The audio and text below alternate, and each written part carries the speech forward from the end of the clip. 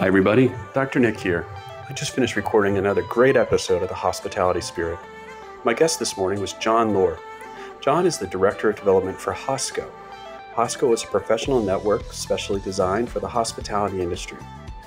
It was born in 2011 with one clear vision: to empower the industry by utilizing all of its professional, educational centers, and employers in one global network where they can connect, find people, and provide job opportunities. I hope you enjoyed this episode. Good morning, good afternoon, good evening, ladies and gentlemen. Dr. Nick Thomas with DePaul School of Hospitality Leadership here. I'm excited to be recording another episode of the Hospitality Spirit podcast. My guest today is John Lohr. John is recently residing in Barcelona, but now he is in Poland, which we'll get into. But he works for a great company called Hosco as their Director of Development. John, thanks for being here today. Thank you, Nick. It's a pleasure. So, John, you and I have known each other for many years. We go way back. You're an advocate for hospitality education, career development for students. You really, truly bridge that gap between industry and academia. Why don't we start real quick with just a brief overview of Hosco? I mean, I gave a little description, but there's no one in my mind that can speak to what Hosco is better than you. So for those listening that maybe aren't familiar with Hosco, just a brief overview. Well, the term that's always used, which I don't like, but is the most easy to identify with, it's LinkedIn for hospitality. Yeah. So Hosco brings together the students and alumni from the world's best hotel schools, but also professionals into one online digital network. So everyone has a profile, everyone can connect with one another, and everyone can, of course, access jobs. It's the job piece that primarily drives the engagement on Hosco. Find a job, find a connection to that job, find information about the company who's offering the job, and really get a deeper dive into the job process rather than just a typical job board and apply. But then, so really nothing like that existed prior to 2011. So you guys really saw an opportunity to, from an entrepreneurial side, create a product that wasn't in the marketplace. Yeah, there were only clubs or groups on the various social media channels like Facebook or LinkedIn, but there was not a dedicated hospitality network. That's true. That's great. And it's based in Barcelona. Great food and wine. I love Spain.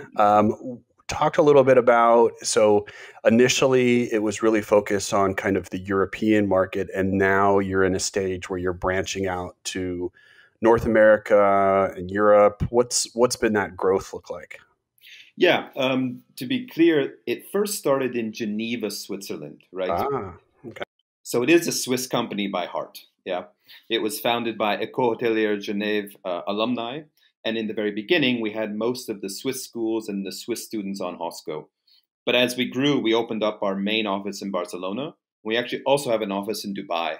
And so the office openings have sort of reflected the growth of the network. So as you properly said, in the beginning it was mostly European students from European hotel, tourism, culinary schools. But when we opened up Dubai, we started having hundreds of thousands of local, either UAE students or alumni, or even regional students, alumni, and professionals who, of course, went to work in Dubai. Interesting. We had plans to open up offices in Asia, such as Hong Kong, and we had plans to open up an office in America too, but due to the global situation we're in, we had to put those a bit on hold. So I want to get to kind of what your role is with the organization in a moment. I just want to kind of clarify a little bit here, a little bit more about Hosco. So we really look at this as two different types of users of Hosco. We look at the industry is utilizing it to promote job opportunities, to talk about the culture of their organization. There's a lot of great multimedia on the site that people have access to, that instructors can even use in their courses. But then you've kind of got the student or the job seeker that's looking to get out there and throw their name in the hat, for lack of a better term, to look for those career opportunities. Is that an accurate statement? Yeah, it's kind of a three-sided ecosystem. As you correctly said, you have the companies who want to post jobs and find talents. You have the talents, our term of talent, which is a student, alumni, and professional for the hospitality industry who wants to find a job and wants to find a connection. But the third piece are actually the partner schools. And what they want to do is help their students and alumni find more international opportunities, but they also need help in tracking their alumni to showcase the success of their programs. So we help the Interesting. schools do that as well. That's great. So your role as director of development, what does that mean? I mean, we've had people in sales and marketing and similar positions on the podcast before, but what we've kind of come to realize is that titles are very different based on the organization that you're in terms of your responsibilities. What are your primary responsibilities with Hosco as director of development? I've been with the company for over 5 years, and my specific title should be more like Director of Development School Relations, right? So, back about 5 years ago, we only had maybe 10 partner schools, maybe 10,000 members on the network. And before Hosco, I worked with some groups like the American Hotel Lodging Educational Institute. So, I knew some of these hotel schools around the world. And when I came into Hosco, I said, look, you need to get to know more schools because you have a great value add to the school and you have great opportunity for the students, but we need to make the schools aware. So my role as director of development was just to work with the best hospitality schools in the world, inform them about Hosco, have their students join the platform, and also empower those schools to better track their alumni. One of the things that we've talked about on this podcast before, and more recently, I'm trying to recall. So the guest, Anders Justinlund, we had from Denmark recently on the podcast, we talked about the difference in higher education. We also talked about this with Peter Russell a little bit. We talked about the difference in higher education, specifically focused on hospitality and tourism in Europe versus North America versus Asia. Then you've got these different tiers. You've got technical schools and schools of applied science. What has been your perception of how would you describe the global hospitality landscape and some of the key differences between schools in North America versus Europe and Asia? Yeah, it's actually a really good question. And, I'm from the United States. I was born and raised in Nebraska, of all places, but I've had the privilege of living in over 7 different countries. And in this role with Hosco, I've probably visited over 500 hotel schools around the world. But you're right, they do it very differently. If you take a European context, you have incredible vocational institutes. And I guess the way to liken that in the United States would be like the community colleges or the culinary training centers that various cities and regions have. Hmm. But the students who go to this are sometimes 14 or 15, and they're learning levels of culinary arts and levels of hospitality that by the time they're 19, they don't just graduate and be a waiter at a random fast food restaurant. They graduate and be a waiter at a Michelin star restaurant. That's really interesting you say that because I'm right now free plug, not sponsored by, but would love to have him as a guest. I'm reading David Chang's memoir right now, The Chef, Momofuku, Mm. and he talks about when he went to culinary school that he didn't go until he was like 21 or 22, but he wishes that many, many years earlier he had started because a lot of people he was going to school with, particularly those that want to be cooks and chefs, they are really starting at a young age to perfect it. So by the time they hit 17, 18, 19, they can go right into a kitchen and start making an impact. Absolutely. And I've experienced that in so many different conferences I've been to and events. And something I love about those events is they honor the employees, or the employees, or in this case, the students. We have students serving 5-course, 7-course meals to some of the top schools of the world, and they're doing it at such a level of precision that I think just is almost uncanny for the European way of educating hospitality. That's But great. what I always balance it with is that a perfect hospitality talent would have the precision, the culture, the class that is taught from the European hotel schools, but they'd have that emotional connection. They'd have that way of engaging with the guests that somehow Americans are just naturally born with, you know? Interesting. So you've got this kind of tier of technical school, very similar to what we would call a community college. What else are you seeing out there in the landscape? Right. So that's actually just the first tier. What Europe became known for quite early on were the high-end hotel schools, and majority of them are located in Switzerland, also some in France and Spain, etc. Now, these schools are not for the Swiss. It's not that Swiss people are going to the Swiss school. They are international hospitality schools, and they attract a plethora of students from all around the world who want to have this special Swiss education, but also have this passport to the world that the Swiss schools offer through their interconnectivity with the entire global hospitality industry. So it's interesting the history of why they're in Switzerland as opposed to another country is quite interesting. Can you talk a little bit about that, or do you want me to maybe add a little bit? I mean, it's fascinating why kind of Switzerland was chosen as the epicenter for this. Switzerland as a whole, being a tourism destination, is fascinating. I'm not an expert in this, but what I generally know is that a long time ago, Switzerland was not a luxury destination. It was a fairly even poor country by European terms. It had a lot of farmers, it had a lot of land, it didn't have tourism. And then the UK monarchy found out about Switzerland.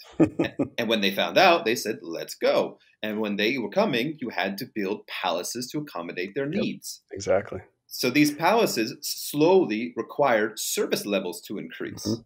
Yeah.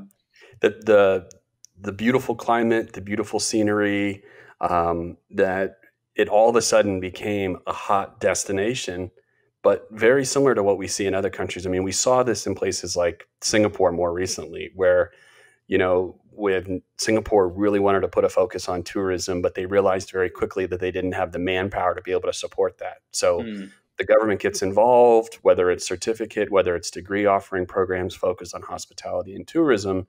They went full bore and needed to train up the citizens, and that's very similar to what happened, but much longer ago in Switzerland. It, And that then all of a sudden Switzerland becomes one of the first. I mean, arguably the first. I mean, yeah. here in North America, we can go. We're relatively young. I don't think people appreciate how young this country, the United States, is. And hospitality education, with very few exceptions, is a relatively new field of study. And it's evolved quite dramatically from even over the last 50 years. It's evolved quite dramatically. But in Europe, this is something that's been going on for hundreds of years. Yes, and it's been going on for hundreds of years because the student who studied hospitality, let's maybe break it down more. They became a cook, they became a waiter, they became a chef, they became a baker because that's what their parents did. And they learned it to take over the family job, the family livelihood, right? Hmm. This phenomena of international hospitality only really was fully driven by the need of the luxury brands of the world to have top talent working for them. And due to the, let's just say, the DNA of the Swiss hotel schools, the rigor that the Swiss hotel schools teach at, and again, that interconnectivity, that slowly made them the de facto place to study hospitality in the world. And to be frank, that's why I chose to study there myself. When I graduated from University of Nebraska, like every graduate, I said, let's go get an MBA. I have no idea what I'm going to do with it, but let's get an MBA. And then I said, wait a second, let's not do that. I was actually in Germany on the Baltic Sea in the summer at an internship, and my director said, "Look, you love hospitality, you love people. You say you want my job someday. Go to a Swiss hotel school." And I did my research, and I eventually chose Lyon Institute of Higher Education in Switzerland, and I love that school. I don't regret anything. But I was one of very few Americans there. There were not a lot. It was mostly international. It's interesting. I had a very similar story. I think I've talked about this on the podcast before, where I worked at a front desk in a hotel in high school. And that was my entry into the hospitality industry. I actually started as a bellman, driving the van back and forth to the airport, the airport shuttle, and then worked my way up to front desk. And then I was graduating from high school, and I went to my GM and my manager at the time. I said, I think I might want to do this. What do I do? And they said, you got to go to hospitality school. You got to go to hotel school, and the rest is history. But I think a lot of people that are listening to this that are maybe already working they're still young, they're still in high school, or they're kind of a student now in a hospitality program.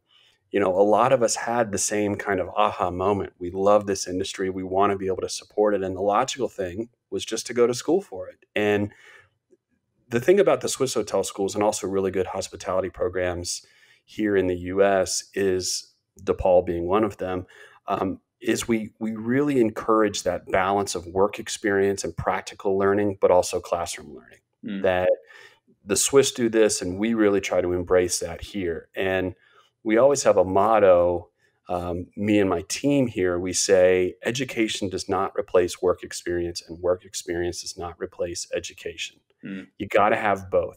You can't graduate after 4 years of college and you got a 4.0 GPA, but you've got zero work experience. And that work experience can be through internships. That work experience could be taking on leadership roles in student organizations. That could be picking up special projects. That could be going out and finding a mentor and doing unpaid projects, whatever it might be. You got to have that balance. The Swiss schools have been doing it for a really long time. And the best schools here in North America, as well as Asia and our friends down under in Australia and New Zealand, they preach the same thing. You got to have both. Absolutely. And I remember working with some of the Swiss hotel schools, and they would say, well, we provide this 6 month study and 6 months internship for the students. And initially, that sounds very attractive, and it is attractive. But you also have to understand that the Swiss mentality is, for lack of a better word, not warm and fuzzy. They will work you to the bone. Yeah. But that's also the idea. The idea is that you don't just learn hospitality, you learn how to work. And as a 19 or 20-year-old student, you probably don't really understand how to work in hospitality industry. So this classic misconception is I'm going to have my internship and I'm going to be shadowing the general manager and I'm going to be doing, revenue management reports. No, you're not. You're going to be in the kitchen. You're going to be on the front floor, but you're going to be learning how to work, learning how to read guests, and learning from others. And that's one of the most important things. There's no way. There's certain things that we just cannot teach in the classroom. Yeah. We cannot teach. We can sit and verbally try to tell you how your uniform is going to smell after 6 hours of washing dishes in a kitchen, but until you're there and you actually know what it's like and what that smell is like, you can't do it. We can tell you what it's going to be like to walk a guest in an oversold situation or get yelled at, but until you actually do it, you don't understand it. We can tell you in our HR classes how to terminate an employee or deal with a union grievance situation, but until you're actually there and you do it, you're not going to fully appreciate and be able to critically think through the problems that are going to present themselves. That's the key word there, critical problem solving, right? And I know there are a lot of students out there who probably are studying hospitality right now thinking, oh my God, what's the world going to be like? The coronavirus is everywhere. But even before the coronavirus, many hospitality students were not studying hospitality work in hotels. And it's not because they couldn't find a job. It's because employers from different industries would come to them and say, I want you because you have problem solving skills. You have guest relation skills. You're tough, if you will. You've had to learn in a tough environment of learning inside a hotel. And you have those skills you can transfer to that employer. Mm-hmm, mm-hmm.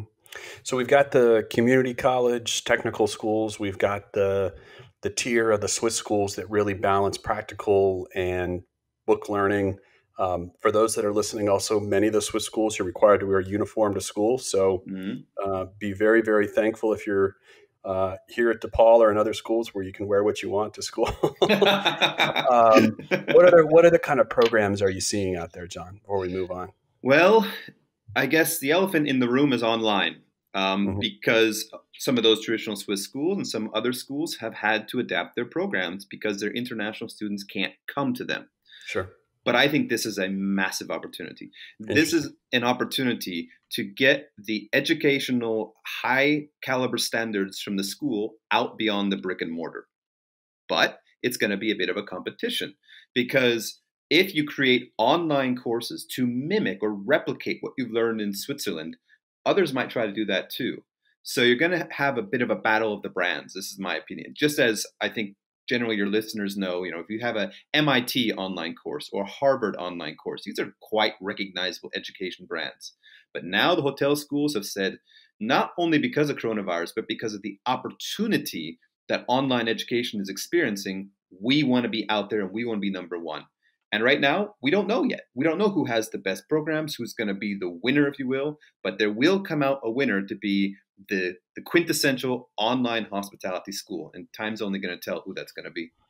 Yeah, and I think it's a really evolving process. I think we as a department here, we made the commitment several years ago. And I think we were able to do this because of kind of our boutique environment, less than a dozen full-time faculty, small classes, very, very personalized experience. But we made the commitment several years ago to be able to deliver online education well. But we were kind of thrust into trial by fire last spring with COVID. And I think we as a department and we as an academic unit have responded extremely well to this. But I think you're right. I think that there are clearly industry leaders in delivering education online. The question is, how does hospitality, a educational setting that has been, again, high touch, highly personalized, how does that convert into an online environment? And I think we're continuously learning, we're continuously providing great experiences, but the feedback from the students on what they need to know and how they are learning is so valuable for us. We've said it on the podcast before, but a teacher never stops learning. And every single educator in higher education, and if they say they're not focused on this and this is not in the forefront of their mind, they're lying. We need to figure out how to deliver this because, listen, we're going to get through COVID, but I think there's still going to be a really high demand for this online environment for education. We made the commitment this year to do our MBA in hospitality fully online. And we made that commitment because the nature of the industry, this is a 24/7, 365 industry. Students, it's not practical to say to a student, we need you to go out and get work experience, but at 3 o'clock, you got to come in and come to class.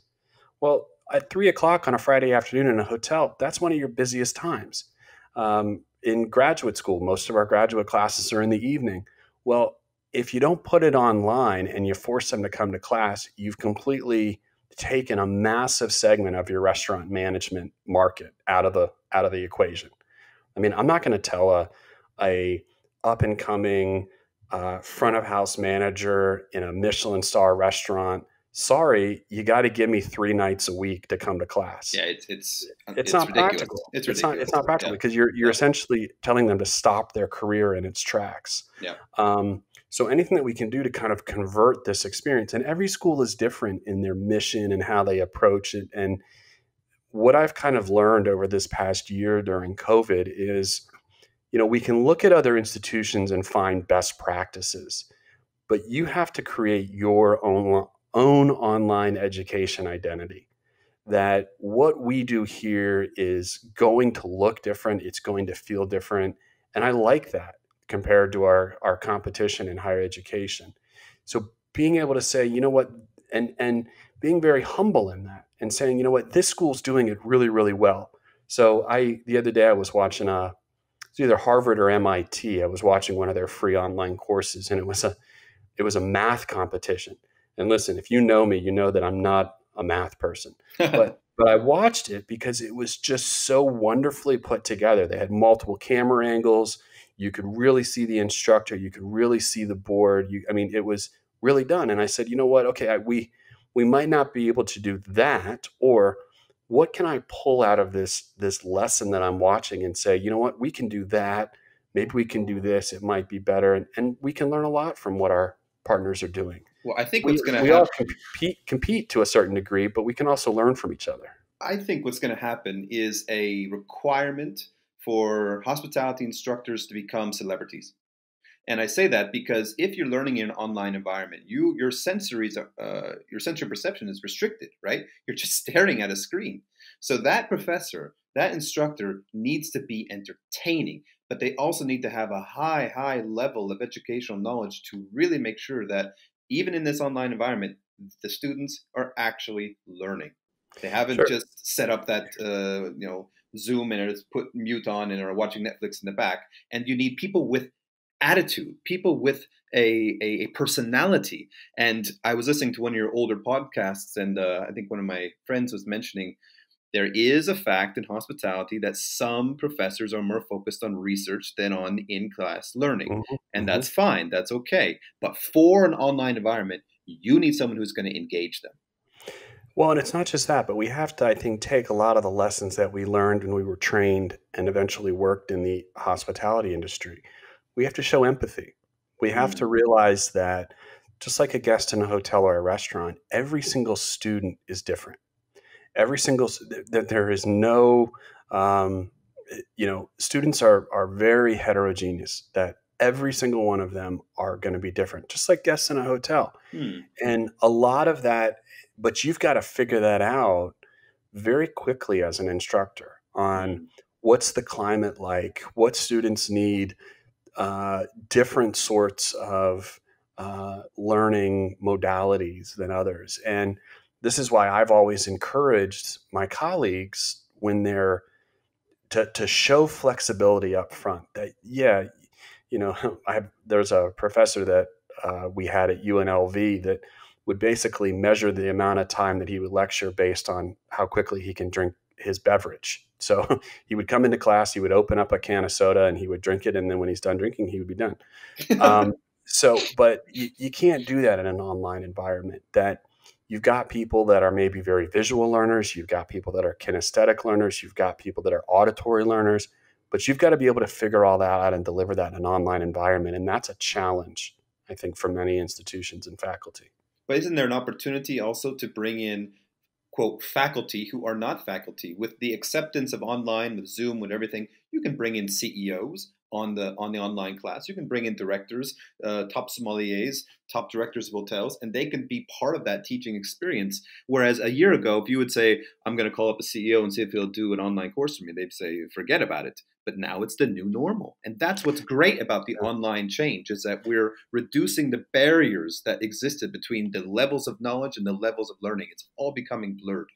I agree, and I think the other key is that we start to stagger and we start to layer the content in the courses. That it's not just a Zoom lecture and a discussion board post. It's got to be more multi-layered than that. And whether it's incorporating a certification into the course, we do that here, and I know you're kind of familiar with that. Mm. Other sorts of micro certificates and things of that nature. Um, Getting that value add to the course, I think, is so important. Perhaps you could talk a little bit about that. What is kind of your view on this idea of certifications and kind of micro learning as a supplement or value add to courses? There's a lot of, well, let me say it this way. It's only a value add if it adds value.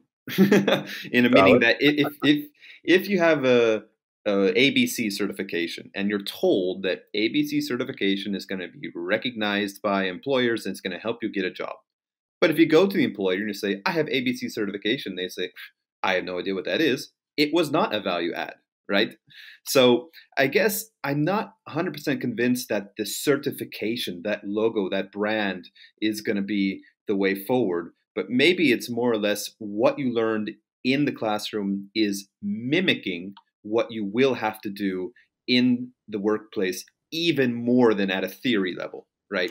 I think that's a valid point. I guess I meant certification in the sense of additional things that you can put in your portfolio and kind of lines on a resume, additional things that you can put on your resume, particularly now during COVID. If you're having trouble finding an opportunity, really being able to say when you do sit down for that interview eventually, you know what, these are the things that I did to really make sure that I was developed professionally the best I possibly could. Yeah, this I 100% agree with, and I've been on a couple other webinars around the world, and the students are asking me, "Well, what should I do? What should I do?" I said, "You have the best marketing opportunity of any student in the last couple of years, because the first question any employer is probably going to ask you is, what did you do during COVID-19?" Yep. Did you sit on your couch and play Call of Duty, or did you go back and get an MBA or a certificate? And Yeah. so those stacked certificates, while they might have given certain skills, it's going to be proof that's like, well, sir, it was a tough situation and I couldn't get a job at that time, but I got a certificate in revenue management. I got a certificate in front office operations. I got a certificate in negotiation. Why negotiation? Sir, I was just curious by it. And there was a master class and I took it. That shows initiative. That shows that you weren't just sitting on the couch watching Call of Duty. And I think that'll set them apart. And remember, it's this group of unique students graduating who have that. We will forget about COVID-19. It will be done. And in 3 years, they won't be asking about COVID-19. But that's why these students are unique right now who are about to graduate. So, John, as we kind of wrap up here, I want to maybe point this back to you a little bit. What What are you doing right now to really enhance your skills? I mean, you've got great experience in the industry. You know, you've been with Hosco for about 5 years. You know, we always worry about, do you start to plateau in your skills and do you become complacent? What are you doing now to stay engaged, stay up to date with trends that we're seeing in the industry and in academia, and to make sure that in another 5 years, you're even in a better place than you are now? Yeah. Well, first off, when the coronavirus really hit, I kind of asked myself, what am I going to focus on? Like everybody did. And I said, I'm going to focus on my family. I'm going to focus on my career. And by career, I also mean my company. By family, I had been living in Barcelona for over 3 years. My wife is actually Polish, and my children are both Polish and American. And due to a quite serious situation in Barcelona and our long-term bit dissatisfaction with the education system in Barcelona, we decided to move back to Poland. That's So, great. and it was a great decision. My kids are learning in a public Polish school. They have grandma and grandpa right next door. They can go and ride a bike. That's what they needed, and that's what we focused to do. From Fantastic. from a professional perspective, we were in a bit of a situation at Hosco. When you are the world's largest hospitality network and you build your business on providing talents to employers and employers are not hiring, it puts you at a bit of a situation. So we ended up creating a partnership with a company called Lobster Inc., which basically produces all of the high level online industry training for the major brands of the world. And with Lobster Interesting. and with Lobster Inc., we said, why not make this available to schools? Again, a bit of a unique situation with COVID-19 and the move to online learning.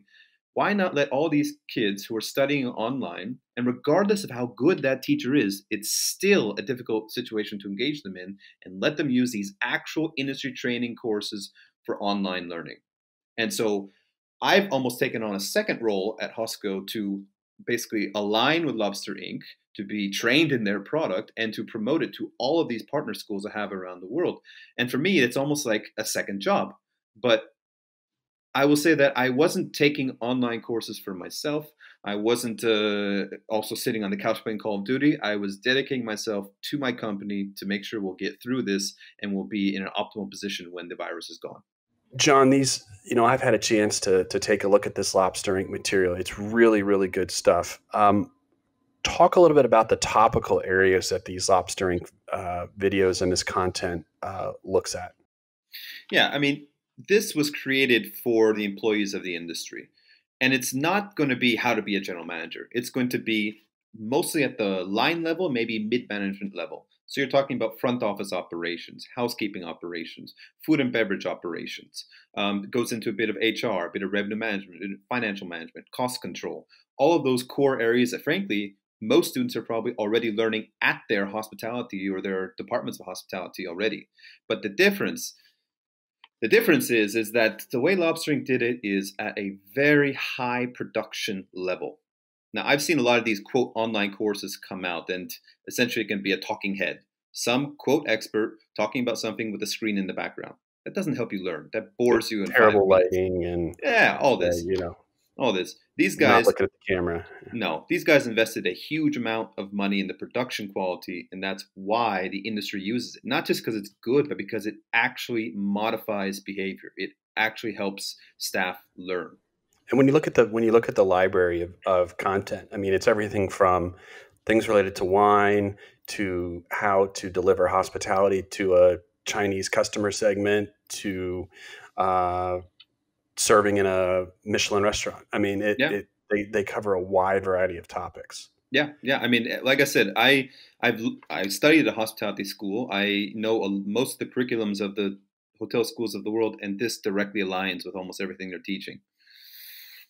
Well, John Lohr, you are the Director of Development for Hosco. You are a friend. You are an advocate for hospitality education. You make sure that students have the best potential opportunity for career advancement. You help out us as hospitality educators in a number of ways. And I can't thank you enough for being on the Hospitality Spirit today. Thank you, Nick, for doing this. I think people need to be aware of what's happening, not just in the industry, but also in the industry of hospitality education, and you're bringing that to the world. So thank you again for doing this. Thanks.